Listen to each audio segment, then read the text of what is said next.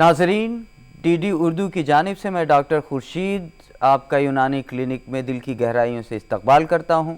जैसा आपको ख़बर है कि डीडी उर्दू की ये कोशिश रही है कि वो न सिर्फ तहज़ीब और सकाफ़त की हिफाजत और उसके फ़रोग़ में काम करे, बल्कि डीडी उर्दू की यूनानी क्लिनिक के ज़रिए हम ये कोशिश कर रहे हैं कि यूनानी मेडिसिन या यूनानी तिब के ज़रिए बहुत सारे मौज़ूआत पर बहुत सारे माहिरीन का हम ख़याल लें और तिब्ब यूनानी को घर घर तक पहुँचाएँ, बिल्कुल उसी तरह से जैसे सैकड़ों साल पहले तिब्ब यूनानी लोगों के इलाज व मुआलजे का एक बेहतरीन तरीक़ा था। और इसी सिलसिले की आज की कड़ी में मेरे साथ हिंदुस्तान के best teacher awardee government of India के प्रोफेसर अख्तर सिद्दीकी साहब तशरीफ़ लाए हैं, जो कि तकरीबन 40 सालों से मरीज़ों का इलाज तरीक़े यूनानी के ज़रिए कर रहे हैं। और वैसे तो वो बहुत सारे मरीज़ों का इलाज अलग अलग अमराज के लिए करते रहे हैं, लेकिन उनकी शोहरत पूरे हिंदुस्तान में, पूरी दिल्ली में इस नहज पर है कि वो जिगर के खुसूसी अमराज का इलाज करते हैं। मैं दूरदर्शन उर्दू की जानिब से प्रोफेसर अख्तर सिद्दीकी साहब का इस्तकबाल करता हूं। सर, आपका बहुत बहुत शुक्रिया कि आप वक्त निकाल के डीडी उर्दू की इस महफ़िल में आए। बेहद आपका इस्तकबाल करता हूं मैं। सर, सबसे पहले मैं आपसे ये जानना चाहूँगा कि जैसे तिब्ब यूनानी का ये नज़रिया है कि तिब्ब यूनानी में जिगर को बहुत ज़्यादा अहमियत दी जाती है, और ख़ास तौर से जो भी हम लोग चीज़ें खाते हैं, पीते हैं, माकूल व मशरूबात हैं, वो जिगर से ही गुज़रती हैं। तो ज़ाहिर है कि जिगर पे ख़तरात भी बहुत ज़्यादा होते हैं। सो ज़रा सा आप हमारे नाज़रीन को जिगर की अहमियत तिब्बी नुक्ते नज़र से बताने की कोशिश करें। शुक्रिया डॉक्टर खुर्शीद अंसारी साहब। मैं पहले शुक्रिया अदा करता हूँ पूरे डीडी उर्दू चैनल का, जिन्होंने अपने चैनल के ज़रिए से मुझे इंसान और ख़ास तौर से मरीज़ों की फ़ायदे की बात पहुँचाने का मौका फ़राहम किया। मैं आपसे अर्ज़ करूँ कि मैंने 80 में पास किया था, उसके बाद मैंने एमडी किया। तो एमडी का टॉपिक जो मेरी थीसिस का था वो ये था कि जो टीबी के मरीज़ों को दवा दी जाती है टीबी की, वो टीबी की दवाएं जो है हीपेटोटॉक्सिक होती हैं, जो लीवर को ख़राब करती हैं।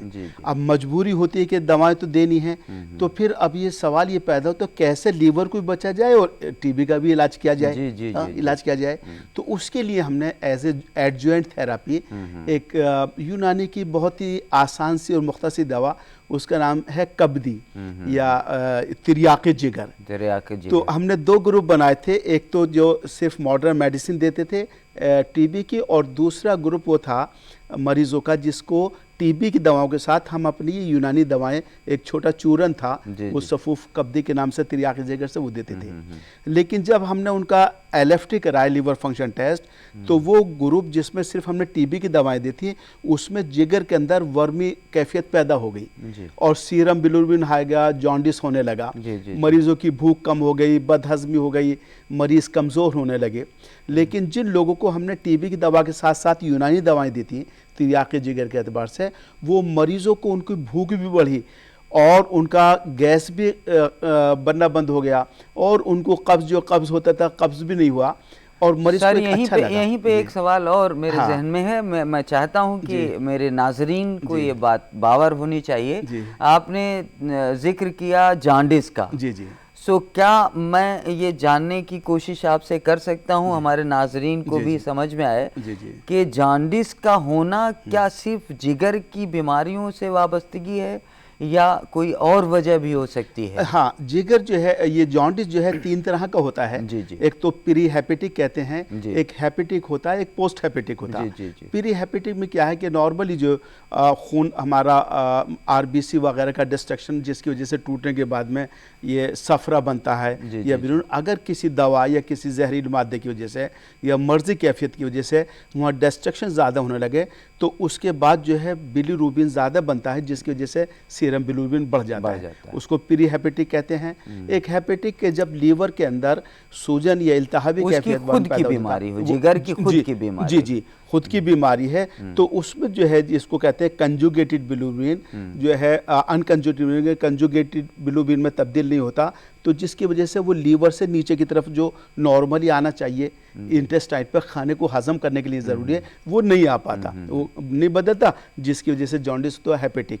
तीसरे जो है पोस्ट हेपेटिक होता है कि हमारे जो गॉल ब्लैडर या पित्ता है उसके अंदर अगर कोई रुकावट पैदा हो जाए, उस रुकावट की वजह से लीवर के अंदर बढ़ता है सीरम बिलिरुबिन और फिर जॉन्डिस हो जाता है। तो ये 3 तरह का होता है। 3 तरह का। सो माने तमाम तर जो यरकान है या जॉन्डिस है उसका बराह रास्त जिगर से कोई ताल्लुक नहीं है, जिगर हो भी सकता है और नहीं भी हो सकता। हाँ, ये मैंने जैसे अर्ज किया 3 तरह का होगा। तो हम तीनों तरह के हम डायग्नोस करते हैं कि अगर प्री हेपेटिक है लीवर से पहले तो उसका इलाज करते हैं। अगर लीवर के अंदर कुछ स्वेलिंग पैदा हो गई है जिसको हेपेटाइटिस कहते हैं। अब ये हेपेटाइटिस मुख्तलिफ तरह का होता है, आजकल जो वायरल हेपेटाइटिस ए, हाँ, बी, इसी सी, पे ई, मैं आना चाह रहा था सर कि जैसे कि बीमारियों में जिगर चूँकि एक ऐसा उज़्व है, एक ऐसा ऑर्गन हमारी बॉडी में, जो भी खाया पिया जाएगा वहीं पर उसका इस्तेहाला, वहीं पे उसका मेटाबॉलिज्म होगा, तो लीवर सबसे ज़्यादा ख़तरे पे भी रहता है। और नाजरीन ये बात आप जान लीजिए कि जितनी भी सिंथेटिक दवाएं हैं उनमें से बहुत ज़्यादा का बुरा असर जिगर या लीवर के फेल पर होता है। सो उसके लिए आपको एहतियात के साथ अंग्रेज़ी दवाओं का इस्तेमाल भी करना चाहिए और इस्तेमाल करने से पहले किसी माहिर तिब से ज़रूर राब्ता करना चाहिए। सर मैं आपसे ये जानना चाह रहा था कि जैसे आम तौर पे एक आम आदमी भी गांव में भी चाहे वो रहता हो, वो कहता है कि हेपेटाइटिस हो गया। सो हेपेटाइटिस का थोड़ा आप तारुफ हमारे नाजरीन को कराएं, क्योंकि बड़ा इंटरेस्टिंग टॉपिक इसलिए है क्योंकि दौरे हाजिर में हेपेटाइटिस के मरीज़ों की तादाद काफ़ी बढ़ रही है और बदकिस्मती से मैंने ये महसूस किया कि ज़्यादातर अंग्रेज़ी दवाओं का बहुत ज़्यादा रोल मैंने देखा नहीं हेपेटाइटिस के मरीज़ों में। तो इसलिए मैं चाहूँगा कि हमारे नाजरीन तिब्ब यूनानी से इस्तेफ़ादा करें, इससे पहले हेपेटाइटिस का एक आम सा नज़रिया हम लोग जान लें।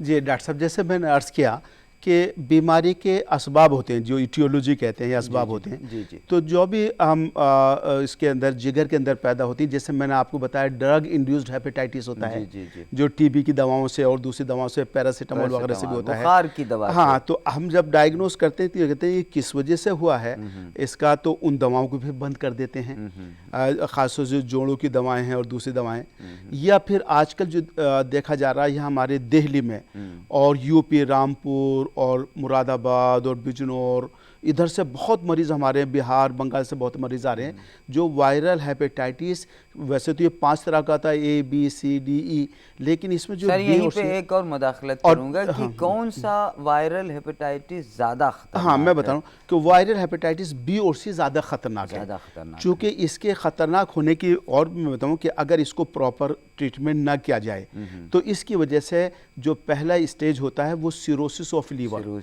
सिरोसिस ऑफ लीवर यानी उसके अंदर फाइबर्स टिश्यू डेवलप हो जाते हैं, उसकी जो है डेंसिटी बढ़ जाती है, स्टिफनेस बढ़ जाती है, जिसकी वजह से जो खून मैदा और आंतों से जज्ब होकर लीवर के अंदर पहुंचता है वो लीवर के अंदर पहुंचना कम हो जाता है और लीवर की ताकत जो है उसको हजम करने की जो protein, fat, carbohydrate, minerals, water होते हैं वो कमज़ोर पड़ जाती है। उस कमज़ोर पड़ने की वजह से मरीज़ के अंदर फिर कमज़ोरी लाहक हो जाती है, खाना हजम नहीं होता, गैस बनती है, कमज़ोरी मुस्तक है, तो उसे सिरोसिस ऑफ लीवर कहते हैं। सिरोसिस ऑफ लीवर जब डेवलप हो जाता है और अस्पतालों में हमारे जाते हैं तो ये हमारी मॉडर्न मेडिसिन में लिखा हुआ है कि फाइब्रोसिस इरिवर्सिबल चेंजेस, जब इरिवर्सिबल चेंजेस है तो वहाँ अस्पताल में एडवाइस किया जाता है कि अगर ये मॉडरेट फाइब्रोसिस डेवलप हो गया है तो इसको आप लीवर ट्रांसप्लांट कराएं।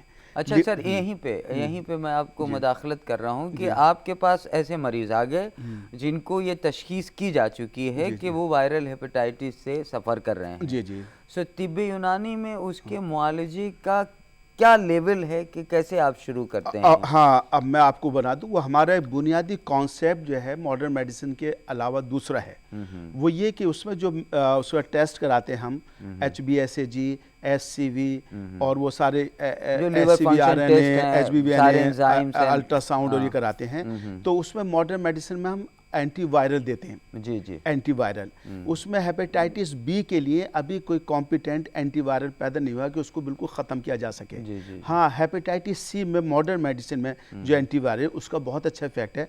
वो 3 महीने के अंदर मेजॉरिटी ऑफ द पेशेंट का वो बिल्कुल TND हो जाता है, जदीद जदीद में। हाँ, तर्ज़ इलाज लेकिन में। उसका अपने साइड इफेक्ट है। मरीज को ड्राइनेस होती है, कमज़ोरी होती है, पैल्पिटेशन होता है और दूसरी प्रॉब्लम पैदा हो जाती है। हमने जो यूनानी का कॉन्सेप्ट है, हमारा यूनानी का कॉन्सेप्ट है कि खून के अंदर फासिद मादा पैदा होने की वजह से बहुत सारी बीमारियां पैदा हो जाती हैं। तो ये वायरस जो है वो फासिद मादा है, यूनानी कॉन्सेप्ट है। और इस यूनानी कॉन्सेप्ट फासिद मादे को हम ब्लड को क्लीन करने के लिए फासिद मादा, उसके लिए हम दवाएं देते हैं। यूनानी नज़रिया है अमराज का, वो दरअसल बॉडी में 4 तरह के फ्लूइड पाए जाते हैं, अखलाते अरबा जिनको हम कहते हैं, और उन्हीं फ्लूइड में किसी एक फ्लूइड्स जैसे कि खून, बलगम, सफरा, सौदा, ये सारे बेसिक फ्लूइड्स हैं बॉडी कॉन्स्टिट्यूशन में, बॉडी कंपोजिशन में। यूनानी का नज़रिया मर्ज़ ये है कि अगर इन्हीं अखलात में या इन अखलात में मौजूद जो मिजाज है उसमें गैर तबई कैफियत लाहिक हो जाए या फिर वो बेएतदाली आ जाए, तो उसी को हम लोग मर्ज़ कह रहे हैं। सर बता रहे हैं कि अगर जिगर के अंदर कोई इल्तिहाबी कैफियत है तो उसकी वजह किसी खिल्त के अंदर गैर एतदाली होगी या फसाद या डिरेलमेंट होगा। जी सर। तो मैं ये अर्ज़ कर रहा था कि शुरू में जो हमारे ये जो वायरस है हेपेटाइटिस बी और सी है, इसको हम फसाद खून की कैटेगरी में अपने रखते हैं। अच्छा। उसका उसूल ये है कि उसमें मुसफ़्फ़ियात दिए जाएं। हाँ। जब हमने इस कॉन्सेप्ट को सामने रखकर और अपने मरीजों का इलाज किया तो उसमें हमें रिजल्ट बहुत अच्छे पाए। उस अच्छे पाने की वजह से ये था कि मरीजों सर जैसे 2-4 ऐसी अद्वियात जो आपके यहाँ या यूनानी में मुसफ़्फ़ियात के दर्जे में बयान की जाती हैं। बहुत सारी दवाएं हैं जिससे हमारे नाजरीन अगर वो नुकसानदेह नहीं हैं तो उसका इस्तेमाल कर सकते हैं, शायद वो उनके किचन में अवेलेबल हो। तो ज़रा 2-4 बहुत ही आम मुसफ़्फ़ी दवाएं बहुत सारी हैं, सैकड़ों हैं तिब में तो, लेकिन शातरा, चिरायता, सरपुका, गुलेमुंडी, संदल सुर्ख और नीम। अच्छा, ये सब इस्तेमाल की जा सकती हैं। अफसनतीन है, खुशीरी है, सारी दवाएं इस्तेमाल कर सकते हैं। तो हमने वो दवाएं देनी शुरू करी जिसकी वजह से मरीज़ों का जो SCV, RNA और HBV DNA था वो भी कम हो गया और कुछ लोगों का बिल्कुल ख़त्म हो गया। और जनरल कंडीशन भी पेशेंट की इम्प्रूव हो गई। तो उनके मुकाबले हमारे कई सौ पेशेंट इस पर हमारे ठीक हो चुके हैं। ये तो पहले स्टेज जो खून की ख़राबी की वजह से पैदा होता है उसको हेपेटाइटिस कहते हैं, हेपेटाइटिस बी और सी। इसके बाद में दूसरा जब इसके अंदर मर्ज़ी कैफियत ज़्यादा हो जाती है तो वो जॉन्डिस होता है। उस जॉन्डिस को यूनानी में सफरावी बीमारी कहते हैं। तो उस वक्त हम मुंजिजे सफरा और मुसले सफरा वो दवाएं देते हैं जिसकी वजह से वो जॉन्डिस भी हमारे ठीक हो जाता है। नाज़रीन, ये मुंजिजात सफरा से मुराद ये है कि तरीक़ा यूनानी में कुछ उसूल हैं कि हम जिन मादों का फसाद हो चुका है उनको इस काबिल बना दिया जाए कि वो जिस्म से बाहर की जा सकें। ऐसी दवाओं को हम लोग मुंजिजात कहते हैं और उनको बाहर लाने को बॉडी से एक्सक्रीट कराने के लिए जो अद्वियात इस्तेमाल करते हैं उन्हें हम मुसिलात कहते हैं। बहुत सारी ऐसी दवाएं जो कि जिगर को पूरी तरह से मर्ज़ ने गिरफ्त में ले रखा है, जिससे कि अरकान या जॉन्डिस मैनिफेस्ट हो रहा है। उसमें प्रोफेसर सिद्दीकी साहब ये बता रहे हैं कि वो मुंजिजे सफरा या कोलेरोगाग अद्वियात का इस्तेमाल करते हैं। सर, उन 2-4 ऐसी दवाओं का भी आप नाम बता दीजिए जिससे कि पीलिया को काज करने वाला जो पिगमेंट है वो बॉडी से एक्सपेल हो जाए। हाँ, तो मैं ये अर्ज़ कर रहा था कि इस तरह से ये 4 तरह की, जो एक तो पहली जो मैंने बताया कि उसको ये सुए मिजाज दमवी कहलाते हैं, दूसरे सुए मिजाज सफरावी, तीसरा एक बीमारी ऐसी है कि वो बलगमी होती है जिसमें मरीज़ों का खून बनना कम हो जाता है और बदन के अंदर फूलापन पैदा होता है, आंखों पे तहब्बुज, मुंह पे तहब्बुज, रंग जर्द पड़ जाता है, एसाइटिस वो हो जाता है, तो उसको हम सुई मिजाज बलगमी कहते हैं। उसका इलाज करते हैं। इस वक्त जो मैं इलाज कर रहा हूँ वो सुई मिजाज सोदावी है, यानी जब ये इखलात के अंदर इतना एहतराक पैदा होता है, सख्ती पैदा हो जाती है, तो वो हम कैटेगरी जिसको मॉडर्न मेडिसिन में सिरोसिस ऑफ लीवर कहते हैं, जी जी, उस सिरोसिस ऑफ लीवर को सुई मिजाज सौदावी में रखकर हम अब इलाज कर रहे हैं। मेरे पास तकरीबन 85 केसेस ऐसे हो चुके हैं जो मुख्तलिफ अस्पतालों से, एम्स से, सफदरजंग से, ILBS से, गंगाराम हॉस्पिटल से, अपोलो से, यूपी के बहुत सारे उससे, यानी जिनका इलाज उन्होंने कहा लेकिन इम्प्रूवमेंट नहीं हुआ, वहाँ के अस्पतालों ने एडवाइस कर दिया लीवर ट्रांसप्लांट, लेकिन मरीज़ फाइनेंशियली कमज़ोर है, डोनर अवेलेबल नहीं है, जिसकी वजह से वो लीवर ट्रांसप्लांट नहीं था। जो लोग यहाँ से ठीक हो गए उन मरीज़ों ने उनको बताया और वो मरीज़ हमारे पास आए। अभी भी मेरे पास कई पेशेंट यहाँ दाखिल हैं और मैं आपको फ़ाइल दिखा सकता हूँ कि फाइब्रो स्कैन जो हमारे अस्पतालों में करा जाता है उसमें नॉर्मली जो है वो 6 होता है, लेकिन अगर 8 तक हो जाए तो फाइब्रोसिस, और 8 के ऊपर हो जाए तो उसको सिरोसिस ऑफ लीवर कहते हैं।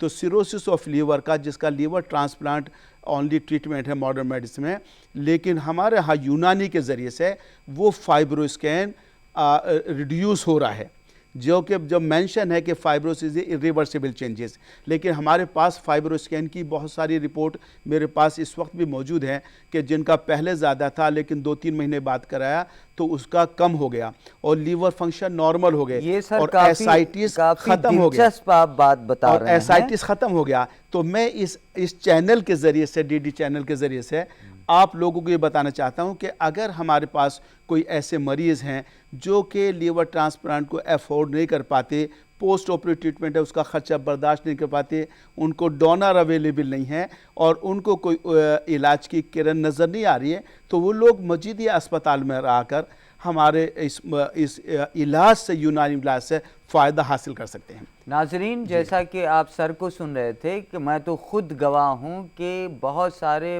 वायरल हेपेटाइटिस के केसेस के जो बायोकेमिकल असेसमेंट्स हैं, रिपोर्ट्स हैं, या अल्ट्रासोनोग्राफी या फाइब्रो स्कैन की रिपोर्ट्स हैं, उनकी बुनियाद पर मैंने ख़ुद देखा है बहुत सारे साइंटिस्ट, बहुत सारे फिजिशियंस, बहुत सारे माहिरीन हेपेटोलॉजिस्ट वो हैरत ज़दा हैं, क्योंकि जो तरीक़े यूनानी है इलाज का, ख़ास तौर से जिगर के अमराज में, वो ज़मानों से बहुत मुफीद साबित होती रही है। और सर की हज़ाकत और उनकी महारत तकरीबन 40 साल पुरानी है और उन्होंने जिगर के अमराज के इलाज को अपनी एक्सपर्टीज़ बनाया है। सो आप अगर इस तरह की बीमारियों में आपका कोई जानने वाला या कोई गरीब आदमी, कोई परेशान आदमी है, बहुत ही सनद याफ्ता इदारों में अपने आप को दिखाया और वहाँ से उसे मायूसी हाथ लगी है, तो वो जामिया हमदर्द के मजीदिया हॉस्पिटल में आके यूनानी तरीक़ा इलाज से इस्तिफ़ादा ले सकता है। सर, मैं आपसे और एक बात पूछना चाहता हूँ कि जैसे बार बार हेपेटाइटिस होती रहेगी तो एक ज़माना ऐसा आएगा कि CLD हो जाएगा, क्रॉनिक लिवर डिजीज़ हो जाएगा, जिसका मैनिफेस्टेशन सिरोसिस के ज़रिए होगा, जिसे हम लोग, नाजरीन को मैं बता दूं, सिरोसिस का माने ये होता है कि श्रिंक कर जाएगा, लीवर श्रिंक कर जाएगा, क्योंकि वहाँ पर बैंड जो बनेंगे, हीलिंग बैंड, वो उसके वॉल्यूम को कम कर देंगे। जब वॉल्यूम लीवर का कम हो जाएगा तो उसकी जो काम करने की जो सलाहियत है वो जाहिर है कि हैम्पर कर जाती है, उसमें तख़फ़ीफ़ आ जाती है। सर, आपके पास ऐसे भी मरीज़ आए जिनके बारे में आपने बताया कि उनको डॉक्टरों ने ट्रांसप्लांट एडवाइस किया था, और माशाल्लाह बहुत सारे ऐसे मरीज़ हैं जो अभी एडमिट भी होंगे और बहुत सारे फ़ाक़ा हासिल करके अपने घरों को जा चुके।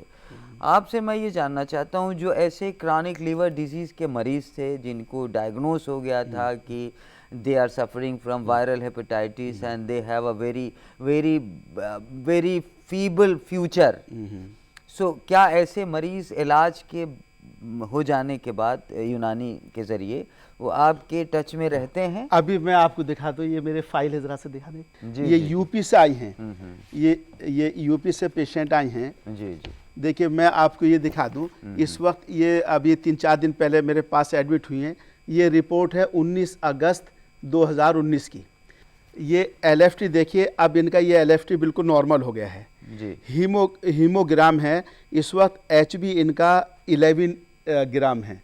और इससे पहले मैं अभी आके फिर बोलूँगा, जब ये हमारे पास आए थे उस वक्त 8 ग्राम था। अच्छा, एनीमिया था। कितना वक्त पहले आई थी सर ये 1 साल पहले हमारे पास आई थी। और जब ये आई थी तो बिल्कुल उसमें स्ट्रेचर पर आई थी, और इनके बहुत ज़्यादा डिस्टेंशन ऑफ एब्डोमेन था, बहुत कमज़ोरी थी और हाइपोटेंशन था, और इनको भी जो है लीवर ट्रांसप्लांट वो एडवाइस कर दिया था। जी। लेकिन हमने एडमिट करते भी, चूँकि ये किसी ने जानने वाले ने रेफर करा था, तो मुझे हेजिटेशन हो रहा था एडमिट करते हुए कि कुछ भी हो सकता। तो इस पेशेंट की, इनके नाम है सुखवेरी देवी, और इनकी एज है 55 ईयर्स, ठीक है, 50 ईयर्स। तो इनके बेटे लेकर आए थे, मेरे बेटे को एक्सप्लेन कर दिया इनकी के डायग्नोस जो प्रोग्नोसिस है पुअर है, किसी वक्त भी कुछ हो सकता है। मैं मजबूरी में कर रहा हूँ आपकी वजह से, लेकिन इस पेशेंट को आपको कहीं बड़े अस्पताल लेना चाहिए। माशाल्लाह वो जी हाँ, तो अब मैं आपको दिखा रहा हूँ। ये कब की है? जो ये कल की है, ये 19 अगस्त की है। अच्छा, 19 अगस्त की है। इससे पहले की रिपोर्ट ये आपको मैं दिखा दूं। देखिए ये यूरिन की रिपोर्ट है, नॉर्मल है। जी। और इनका जो है अभी फाइब्रो स्कैन कराया, इस वक्त वही फाइब्रो स्कैन 12 है, यानी मॉडरेट फाइब्रोसिस है इसमें। जी। सिरोसिस, मॉडरेट सिरोसिस है। इससे पहले 16 था, अभी मैं देखा रहा हूँ 16। तो इनका ये क्लियर कट सबूत है और दलील है कि जो फाइब्रोसिस थी लीवर की वो कम हो गई, जाहिर है, कम हो गई। ये दोनों कि वो ट्रांसप्लांट से बच गई पेशेंट। और मैं ये दिखा, वैसे उनका जो लाइफ स्टाइल है, अब मैं आपको मामूलात जिंदगी है। देखिए SCVRN इनका 5,03,100 था उनका। अच्छा, उस वक्त ये देखिए 16 था फाइब्रो स्कैन, ये जुलाई की है, ILBS हॉस्पिटल। जी। ये ILBS में सारे मरीज जो मेरे पास आते हैं वो पहले ट्राई करते हैं बड़े अस्पताल, जाहिर है बड़े। तो ये 16 आपके सामने है, और वो मैंने आपको कल की दिखाई 12 फाइब्रो स्कैन। इसी तरह से मैं आपको इसमें ये दिखा दूं।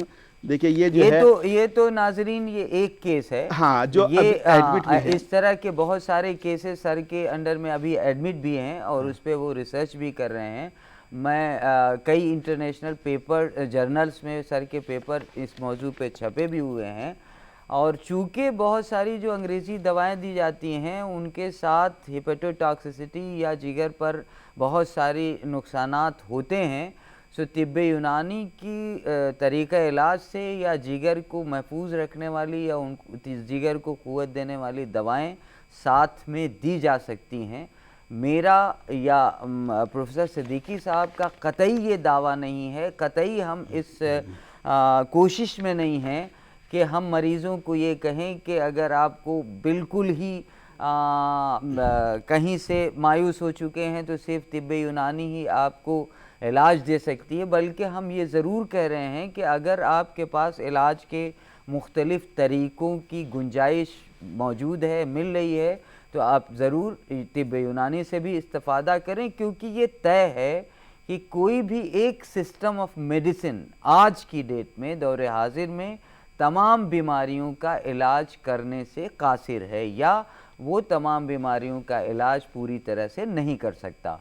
तो जैसे आयुर्वेदा, जैसे सिद्धा, जैसे यूनानी, जैसे होम्योपैथी, जैसे मॉडर्न मेडिसिन, अलग अलग बीमारियों की कुल्ली इलाज के तरीके हो सकते हैं, या ज़रूरत इस बात की भी है कि हम कई सिस्टम ऑफ मेडिसिन को इकट्ठा करके मरीज़ की फ़लाह के लिए, इंसानों की फ़लाह के लिए एक integrated system of approach of management of treatment कर सकते हैं। सर फिर से मैं आपसे गुफ्तगू कर रहा हूँ कि इसके अलावा जो हेपेटाइटिस के तो आप माहिर हो ही चुके हैं, जो दूसरी बीमारियां हैं उनमें और किस तरह के मरीज़ आपके क्लिनिक पे आते हैं या अस्पताल में आते हैं? अब देखिए उसमें जो बहुत सारे मरीज़ पर मैं ये बता दूं, देखिए इसकी जो है ना, मैं ये मेरे पास 20 पेशेंट की एक समरी अभी जो ये सिरोसिस ऑफ लीवर की, जी, जी। क्योंकि ये मर्ज ऐसा है जो मुझे भी बेचैन करता है। हाँ, जाहिर है, जब कोई जाहिर है मरीज मेरे कि पास आता तो मुख्तलिफ अस्पताल से जहाँ हम रेफर करना चाहते हैं वो वहीं से वो आता, वहीं से तो अब हम referred कहाँ आता है। रेफर हाँ, करें? बिल्कुल तो फिर हम सोचते हैं एक इंसानी हमदर्दी की वजह से कि इंसानों को, जब हमें ये यूनानी का एक बहुत बड़ा ज़ख़ीरा हमारे पास है, तो ये हर यूनानी ग्रेजुएट और हर यूनानी टीचर और हर यूनानी फिजिशियन की जिम्मेदारी है कि उस ख़जाने को निकाल कर हम उससे मरीज़ों को फ़ायदा पहुँचाएँ। जी, अगर वो किताबों में रखा गया तो किसी इंसान को फ़ायदा नहीं पहुँचने बिल्कुल का। जाहिर है, जाहिर इसलिए है। कि जो भी यूनानी फिजिशियन वो हैं, उनकी जिम्मेदारी है अखलाकी और एक मॉरल और इथिकल कि हम उन लोगों को दवाएं भी प्रोवाइड करें और मेहनत कोशिश करके सही दवा तजवीज़ करें और सही तशख़ीस। तो ये मेरे पास 20 केसेस ऐसे हैं जिनका फाइब्रोस्कैन पहले बढ़ा हुआ था, जिनको एसाइटिस था, और ये दूसरी जगह के इलाज से मायूस होकर तब मेरे पास आए थे, और ये जो है मरीज़ हमारे ठीक हुए।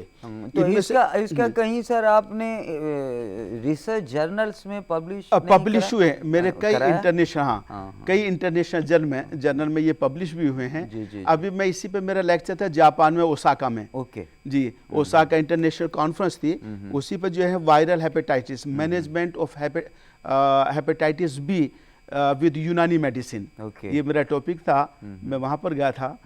तो अभी जो है मैं सर आपसे ये जानना चाह रहा हूँ कि हेपेटाइटिस के अलावा जो क्लिनिक्स पे या मजीदिया हॉस्पिटल में आपके पास जो मरीज आते हैं वो और कौन सी? हमारे पास जो है ये दमे के मरीज आते हैं, अज़मा के। अज़मा के। जी, जी, जी। अब हमारे पास ज़्यादातर वही मरीज आते हैं जिसमें जो है दूसरे जगह से वो लाइलाज हो चुके थे, अब ये पूरा फ़ायदा नहीं पाता। जी, जी। तो मैंने देखा कि वो लोग जो स्टेरॉइड्स ले रहे थे, जब उनको यूनानी दवाई दी तो उनकी स्टेरॉइड्स लेना ख़त्म हो गई। अच्छा, गुड। और बिल्कुल ख़त्म तो नहीं हुआ, लेकिन पहले से उनको काफ़ी इम्प्रूवमेंट हुआ। इम्प्रूवमेंट भी हुआ और डोज भी कम हो गई। जैसे उसमें हम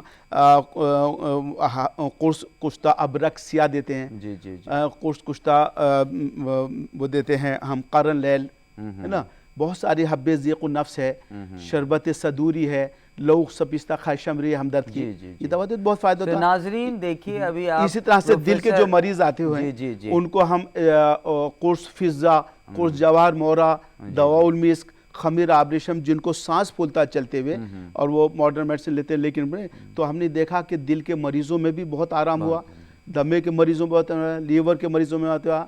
इसके अलावा बहुत सारे पेशेंट हमारे पास सेक्सुअल प्रॉब्लम के आते हैं, यानी जिसको जिरियान कहते हैं या प्रीमैच्योर इजैकुलेशन कहते हैं या इरेक्टाइल डिसफंक्शन कहते हैं। जी, जी, ऐसे मरीज़ों का भी यूनानी में बहुत अच्छा इलाज है। नाजरीन, जैसा आप सुन रहे थे, आज हमारे दरमियान प्रोफेसर अख्तर सिद्दीकी साहब थे, जो एक बहुत ही माहिर फिजिशियन है यूनानी के और हिंदुस्तान के one of the best teacher awardee हैं by the government of India. Sir, आपका बेहद शुक्रिया कि आपने बहुत ही हमें मालूमात दी जिससे हमारे नाजरीन इस्तिफ़ादा हासिल कर सकते हैं। नाजरीन से मैं ये गुजारिश करता हूँ कि किसी बीमारी के लिए जब भी आपको इस तरह की दिक्कतें हों, ख़ुद से इलाज ना करें बल्कि किसी माहिर से ज़रूर रब्ता करें।